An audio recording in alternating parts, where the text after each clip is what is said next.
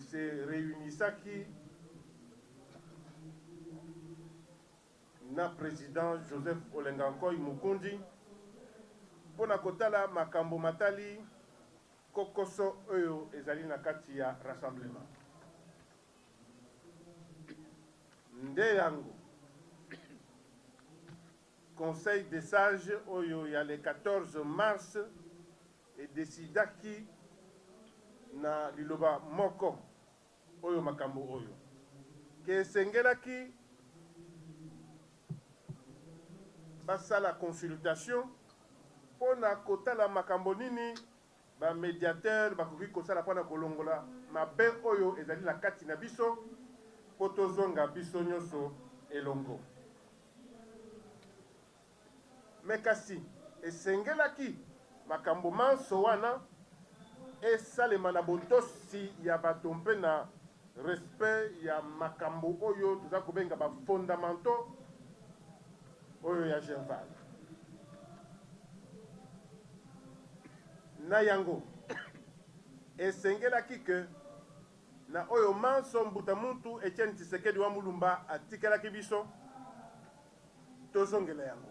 Oyenda azalaki président ya Conseil des sages mpe anomaki ndeko Bruno Tshibala Nzenze secrétaire général adjoint ya Lingomba na bango IDPS et puis anomaki ye porte-parole ya rassemblement.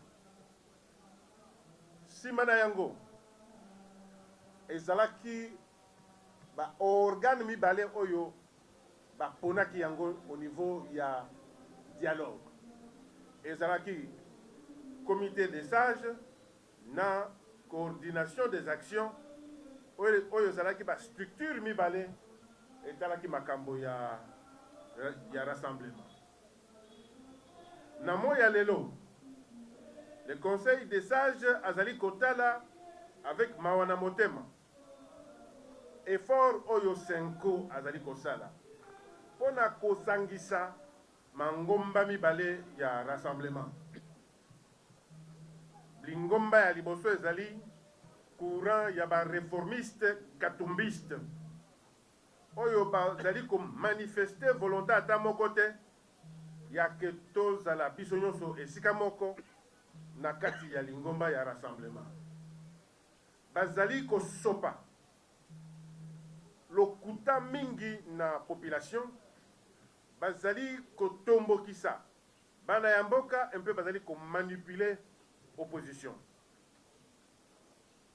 Bandeko bazali komona ndenge tozali kotelengana na négociation oyo tozali na yango na Senko et retard oyo tozali kozwa na ba conclusion ezali pona courant oyo ya ba Tshisekediste te, ezali pona ba courant oyo ya ba réformiste katumbiste po bango nde bazali koboya makambo ekende liboso. Blocage oyo tozali na yango ezali na responsabilité na bango, nde yango na biso tozali kolobela bana mboka ke boyeba ke situation wana ezali na mutu na biso te.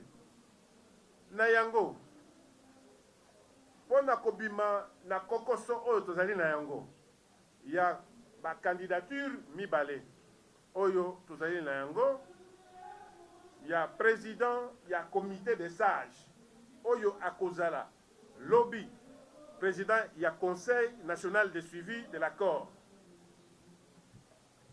Nde yango na biso ba membre ya rassemblement tshisekediste oyo tozali kotosa esprit na esprit et la lettre de l'acte d'engagement et de la déclaration oyo basalaki na mboka ya Genval le 10 juin 2016.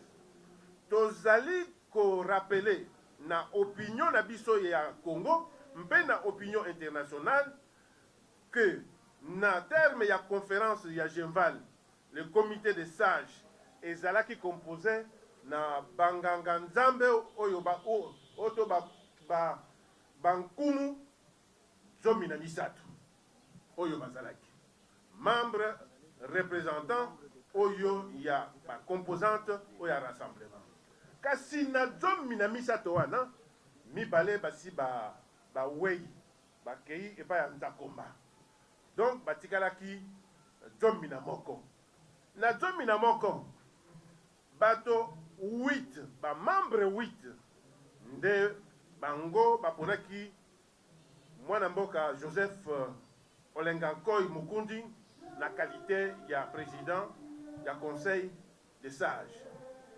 Et biso ba membre ya rassemblement oyo bazali ko respecter makambo oyo mbuta mutu Etienne Tshisekedi atikaki, tozali ko senga na bandeko oyo tozali na bango na dialogue oyo tosignaki le 31 décembre pour prendre acte na choix oyo ya ndeko Joseph Olenga Nkoy.